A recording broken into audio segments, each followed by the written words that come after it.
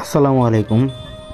কেমন আছেন সবাই? মনে করেন যে আমি এর আগেও একটা ভিডিওতে রিক্সার নিয়ে যে বাংলাদেশে যে রিক্সার কি অবস্থা বা কিভাবে ওরা চালায় এটা তুলে ধরছিলাম। তো বরাবরের মতনই আবারও এই রিক্সার রিক্সা যখন দেখি গিজিবিজি রিক্সাগুলো তখন আমার মাথা গরম হয়ে যায়।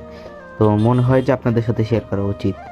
মনে করেন যে এই যে রিক্সাগুলা বাইরের দেশে কত সুন্দর রাস্তা, আর এইখানে মানে রোড, চারটা রোডের মধ্যে মানে কি বলা যায়, রিক্সা সব দিক দিয়ে ঢুকে।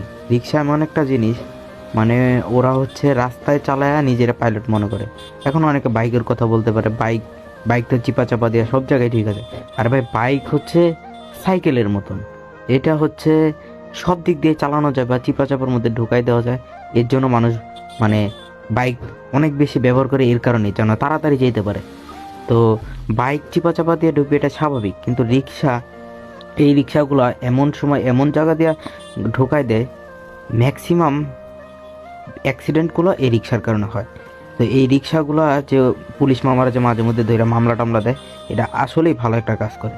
ওরে ভালো রোড দিছে, তুই চালা, সোজা চালা, চালাবি ভালো কথা, তুই সোজা রাস্তা দিয়ে চালা। ও কী করে, রং রোড দিয়ে ঢুকায় দেয় গাড়ি। এখন মনে করেন যে রং রোড দিয়ে যখন আসে তখন তো অ্যাক্সিডেন্ট হওয়ার সম্ভাবনাটা মিনিমাম 50% বেশি বের হয়ে যায়।